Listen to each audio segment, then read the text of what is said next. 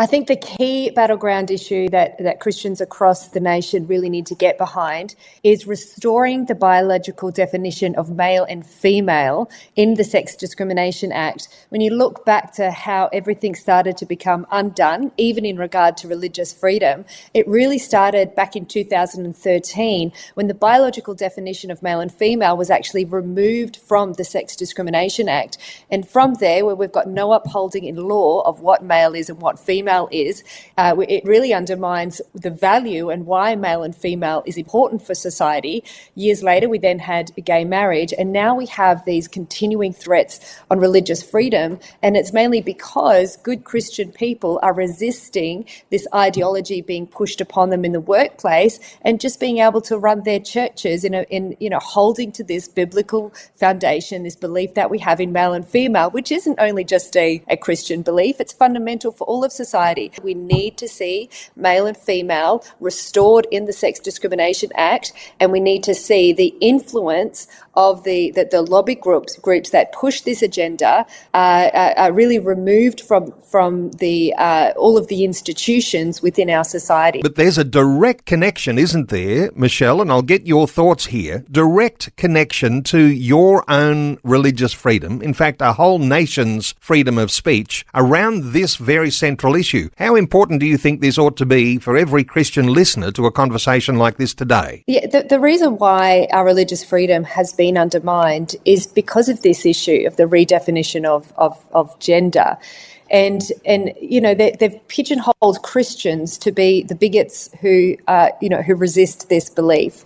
And for as long as Australians are put in that corner of, oh, you are bigots, you're the haters, you don't accept everybody, we actually lose our moral authority to be able to speak to any issues in society, and that's a range of social issues. And also when it comes to attacking religious freedom, it's come to attacking what's being taught on the pulpit, from the ability for those who teach about male and female to do so explicitly, to be able to counsel people that are struggling with their gender identity, for schools to be able to hire according to the Christian ethic and not hire according to, the secular worldview. And so I think it's really important that to restore religious freedom, we first have to restore what society believes about male and female. When we know that there is a Christian position on these things, and we think, oh yes, there's the ACL, the Australian Christian Lobby, an organisation that's going into bat for religious freedom and for, you might even say, common sense around issues to do with gender and sexuality.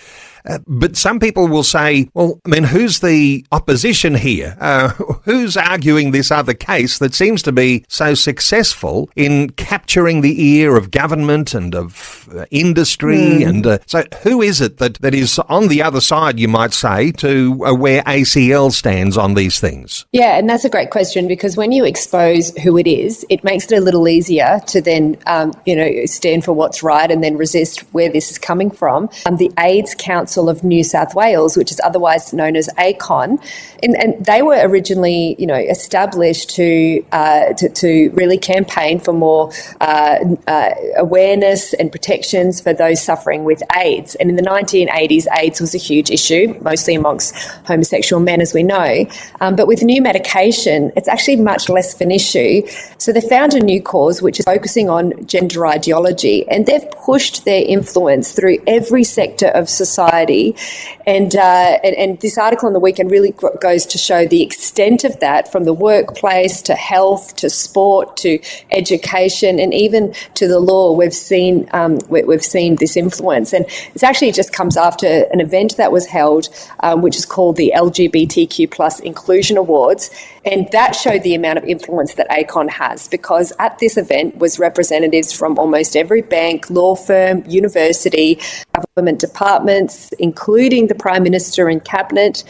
There was Australia's top spy there, law enforcement agencies, ASIO, ACES, the Australian Federal Police, all there to receive awards. And these awards are determined by how inclusive they are. This is going to be our major campaign for 2026. And to be able to run an effective campaign, we need to get information in front of every Australian. The media often doesn't report on this. I mean, thank God for the article in The Australian, but generally people don't see the information they need to know to be able to be emboldened to stand up against this agenda. So we want to be doing billboards, letterbox drops, paid advertising. We want to get in front of every Australian in the nation with this information. And when people know, then it becomes an election issue. And then we can leverage off the education that people have received to pressure the government to pull back funding or to amend, the Sex Discrimination Act, which will be our main push.